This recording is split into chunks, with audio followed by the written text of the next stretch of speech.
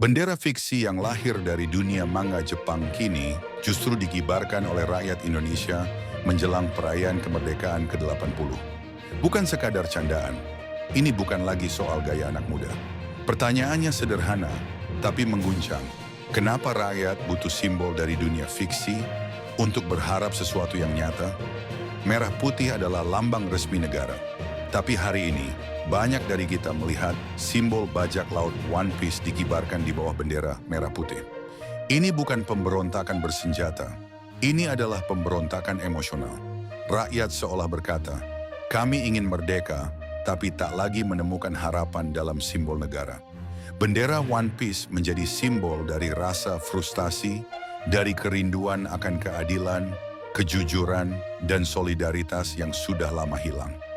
Rakyat Indonesia memikul luka kolektif yang terus diwariskan, korupsi yang tak kunjung henti, keadilan yang hanya untuk mereka yang punya kuasa, janji politik yang kosong, pemimpin yang berkhianat, dan sistem hukum yang tajam ke bawah, tumpul ke atas. Apa arti kemerdekaan jika yang merdeka hanya segelintir elit? Simbol negara kini dianggap hanya formalitas. Upacara bendera dijalani tanpa jiwa. Lagu kebangsaan dinyanyikan dengan datar. Dan di tengah kehampaan itu, bendera fiksi dari One Piece justru terasa lebih jujur.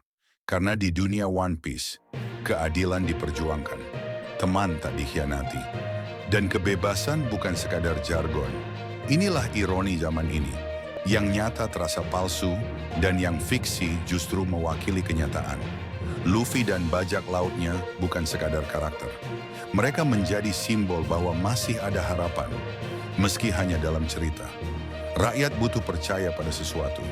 Dan kalau bukan negara yang bisa memberikannya, maka mereka akan mencari ke tempat lain. Ketika rakyat mengangkat bendera One Piece, itu adalah simbol perlawanan yang diam. Mereka tidak membawa senjata, tapi mereka mengirim pesan, kami masih mau bermimpi.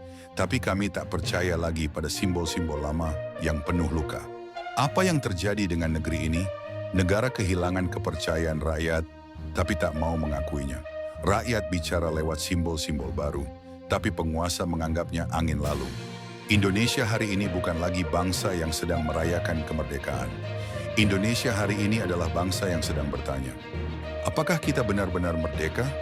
Dan selama pertanyaan itu tidak dijawab dengan perubahan nyata, selama luka rakyat tidak disembuhkan dengan keadilan, maka bendera fiksi akan terus dikibarkan. Karena harapan nyata tak datang dari istana. Bendera fiksi itu tidak berbahaya, tapi ia berbicara lebih jujur daripada pidato kenegaraan. Dan jika simbol fiksi lebih dipercaya daripada simbol negara, maka barangkali yang fiksi sebenarnya adalah janji-janji kemerdekaan itu sendiri. Kalau kamu merasa bendera One Piece lebih mewakili rasa merdeka hari ini daripada merah putih, tulis pendapatmu di kolom komentar. Jangan lupa like, share, dan subscribe, agar suara-suara yang jujur tetap hidup di tengah simbol yang kian hampa untuk Indonesia menjadi lebih baik.